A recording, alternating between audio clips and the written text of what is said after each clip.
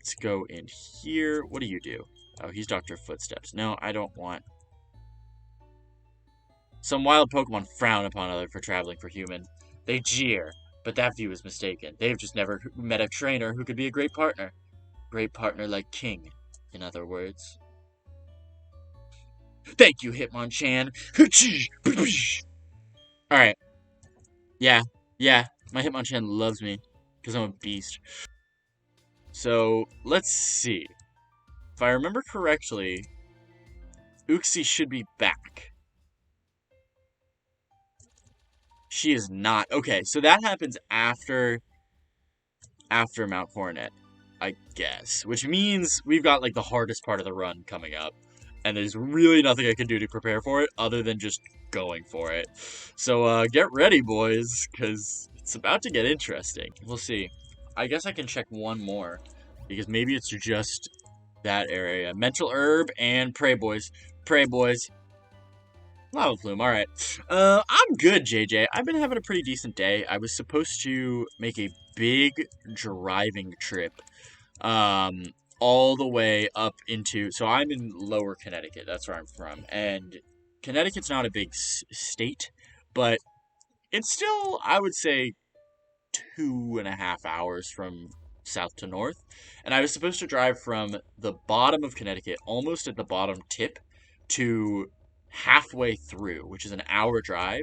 And then it started snowing like crazy.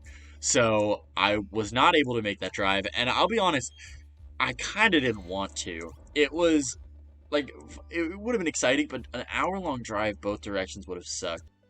So, this, by the way, is what we could have got instead of a Swalot. I'm sure we'll be very excited. Ooh! Dark Pulse. I like me a Dark Pulse. That's actually, Dark Pulse is super useful. It means that we have... Oh, Luminion. Okay, so I don't feel bad about missing that Pokemon. Let's kill it for the fun. Oh, we don't have any good moves. But other than that, yeah, I'm good. I did my workout. I've tried to work out every day this year. That's my goal. I don't think you should have really lofty goals unless you really feel strongly about them. But for what it's worth, I feel like that is a goal that I can both pursue comfortably and, more importantly, feel happy and proud about pursuing. And so I've been trying to work out every day. I did my workout early in the day. I played a little bit of Super Smash Bros. Melee.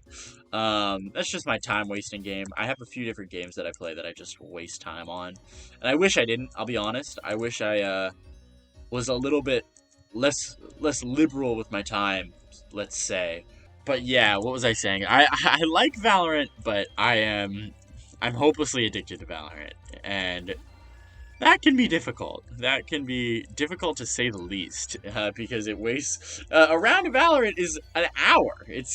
I have not played Valorant. I mainly play Overwatch and some Apex. So I don't know what Apex is. I know of it, but I've never seen anybody play it. So I don't... I was eating a sandwich, but be careful working out every day. It's not a... So I first of all, appreciate that. Second of all, so I will tell a story because, and I think I've definitely already told you the story, Luke, but JJ has not heard this story. I had a roommate in college. He was a good kid, a little bit weird, a little bit normal, but his deal was that no matter what, he would work out every day, twice a day, without fail, and he would lift every day. I am not a pillar of self-control. I'm not. When I'm hungry for something, I eat it. When I'm thirsty for something, I drink it. I try to be good in moderation. I'm not crazy, but I also don't deprive myself. I believe that we have one life to live, and I might die a little bit earlier than this roommate of mine, but I'll live a lot happier. And so I don't, to me, he would wake up at 6 and do his first workout. Insane workout, by the way. He was jacked as shit. He was this Asian kid that was, not huge, ripped, but he was insanely toned. And it was because all he did was work out. He, ate he literally had protein powder scales all on his side of the room. And good for him, by the way. Like, I want to preface all this by saying he's a beast. He's like a good kid. We were close friends. We played a fuck ton of Smash in college. It was so much fun. I have a ton of really good memories from my first year of college because of my roommate. But he was crazy about working out. And so he would work out, I would say maybe 2.5 hours a day, split up between two workouts, maybe more. Maybe more. Now, not always more, but sometimes more. Now, it worked for a time, and he was good, and he was going to the gym, and he would come back, he would be all sweaty, I don't know, I would have just fucking woke up because he was doing his first workout, done it, I don't know, like, what do you think? He was probably done at 9. Maybe I was waking up for my first class. I wouldn't be up otherwise. And so I would be like, okay, what's up, Beast? His name was Eric. I was like, what's up, Eric? You grinded today? And he was like, fuck yeah, I grinded. And I was like, cool. You're sick. I respect that. But then, second semester rolls along. This is before we got sent home from COVID. Second semester rolls along, and Eric, he starts feeling a little pain in his back. Now, Eric, as smart as he is, I like to think I go to a pretty decent college. I got some pretty smart friends at that college. I'm not the smartest, but, these guys are. And Eric was a smart kid. He was, like, learning to do computer science, and he was, like, good at it. Like, he knew coding. And he, like, knew what he was doing when it came to pretty much all of that kind of stuff. But he was stubborn. And so I started telling him, I was like, Eric, you can't work out every day if you're going to work out 2.5 hours and you're going to lift every day. He was like, whatever, it is what it is. It's fine. I know what I'm doing. And I was like, yeah, I guess he does know what he's doing. He knows more than I do. I know he knows more than I do because he works out twice a day.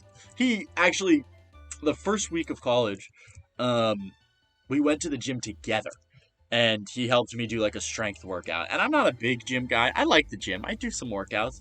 But I'm not like huge on it. And he was showing me all these pointers. He was like, your form is going to get you hurt. Like, you got to do it this way. So I think, okay, he knows his form. He knows his stuff. Kid's smart. I'll let him do his thing. I won't. I don't step in on him. He doesn't step in on me. I know what I'm doing. He knows what he's doing. And it is what it is. And that's fine. So I let Eric do his thing. Week goes by. He starts to take it a little easier, but not because he wants to, because he has to. He's starting to really hurt himself. And I'm like, Eric, you really got to take it easy. And he's like, fine, I'll do one workout a day. And I'm like, Eric, that's not what I mean by take it easy. And he's like, no, it's fine. And I was like, okay, big man. But again, I don't want to push him. It's not on me to push him. Oh, what's up, looker? You're not going to let me in? Observe, if you will, that hole. Observe the hole! And so Eric, he starts to get hurt. One day, over the weekend, I'm doing my thing. I'm probably playing Smash or some shit. I'm not doing anything productive.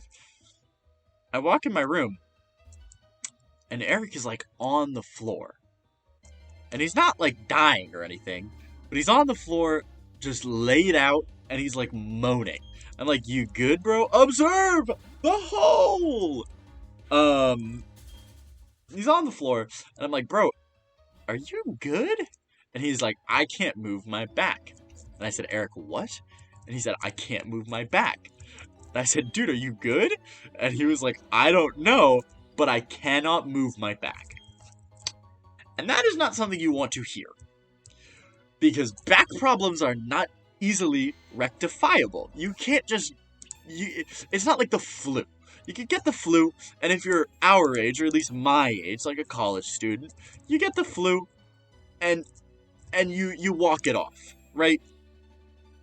Maybe you take some antibiotics, you do something, and you're done. You might be a little sick for a little bit, but then you're fine. Back problems are not like that. If you have back problems at 20, you have back problems at 40, and at 60, and at 75. And you probably don't make it far past 80. So this kid is sitting on his back, on his stomach, clutching his back. He has like this $300 massage gun. It's like one of those weird ones with like the ball on the top that goes like. And I'm like, Eric, dude, you're gonna die. He's like, I gotta go home. And I was like, dude, you can't go home. Like, it's literally 3 weeks. I'm sure it's a bougie massage gun. I want a massage gun like that. Sub goal for real. Because they're apparently, like, they do wonders. But anyways, he's lying on the floor and he's like, I have to go home. And I'm like, Eric, you're not going home. It's obviously you clearly hurt yourself, but you've got to take your time off. You're good. And he's like, no, I have to go home. So I don't believe him. He's, along with being stubborn, a little bit rash, let's say. And I'm the same way. I jump to conclusions. I jump to knee-jerk reactions to things. Here's one fucking Pokemon just a Baneri. Get fucked. I'm the same way. I get it. And I'm like, Eric, you're not going home. I appreciate it, but you're not. This happens on Sunday of like the 4th week of college. 4 days later, I come back from a class. It was a 12:30 class. I had left. Eric was lying in bed. He was still in pain. At that point, Eric had a doctor look at his back. And the doctor said, well, look, you have a herniated disc. That is also not good. That is considerably bad. That's the kind of thing that you have to rest. But he had the opportunity to do that. His teachers were like, okay, you're good. You're fine. Just do the homework. We'll send you notes. And if you need to come to class, we'll make sure that you can.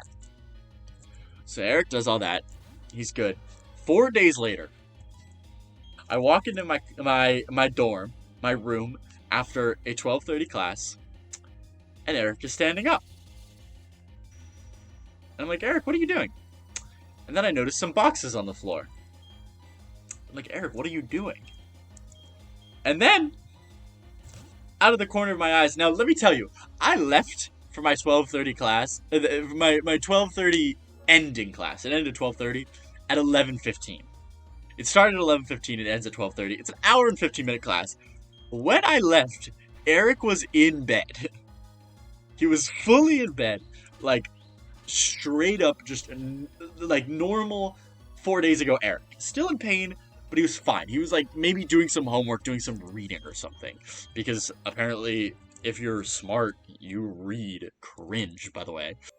So when I left at 11:15, Eric was completely normal, outside, in his bed, just doing his thing. No different than the Eric that I remember. When I came back into my room, I see him, and he's standing up, and there's some boxes on the floor, and I'm like, Eric, what are you doing? You shouldn't be up. Like, you shouldn't be moving, you shouldn't be lifting things, especially. I don't know what he's lifting. I assume maybe it was another shipment of protein powder, because he would literally get shipments of protein powder every week from Amazon that were a good 10 pounds minimum. So I was like, okay, well, he definitely can't do whatever the fuck he's doing right now. So I'm like, here, let me lift it. And then, from the little closet that we have, out comes his mom. Now, Eric is from Korea. He's Korean. His parents live in Korea. So when Eric's mom comes out of his closet, I'm very confused. Because Eric's mom should be in Korea. In the 4 days between Eric going to the doctors after lying on his back in excruciating pain, in the 4 days between that and that day, which I think was a Thursday, it must have been, right? Because it was Sunday, so yeah, it was a Thursday. Or at least, let's say it's a Thursday. He had dropped out of school for the semester, gotten his mom a flight, and had planned to move everything out. So in that time, Eric had, he hadn't just like, oh, willy-nilly, like, oh, I might leave. He fully dropped the semester. He dropped his courses. He canceled the credits. And that was it. He was done. He left that day. And that was it. So that's the story of my roommate. And the long and short of this is, by the way, I don't know where I'm going. The long and short of this is, by the way, that when you said don't work out every day, because you're gonna overwork yourself. I do like 30 minutes of cardio every day. It's not, I'm not going crazy with it. Um, but yeah, that is a very long story to say that when I work out every day, I do not work out like Eric every day. Don't be like Eric. That's the money shot, baby. We're playing some Pokemon, and we're kind of getting beat up right now. So is his disc back thing like a permanent issue? No, he just needs to go to like a year of physical therapy, which is arguably worse. Like, well, not arguably worse. If he, if he like really damaged his back permanently, it would be worse. But he does have to do a full year of physical therapy. Icy, you weren't here for this, but I was telling the story of I'm a college sophomore right now, and obviously I'm not in college, but I was in college, and my roommate worked out 2 hours a day to the point where he gave himself a herniated disc and left with no warning. So I ended up with that actually leads to a few other good stories of how it was funny, but it was also really sad because like his whole thing was working out, and now he can't work out and also had to drop out of the college for the year. So I felt bad. Like it was kind of fucked up. But that leads actually to another pretty decent story of yeah, it was fucked up.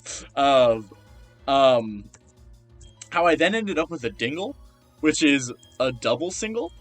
And for those of you who don't know, like at least in certain colleges, specifically my college, if you don't have a good dorm, it's really small. Like the dorms end up being really, really tiny.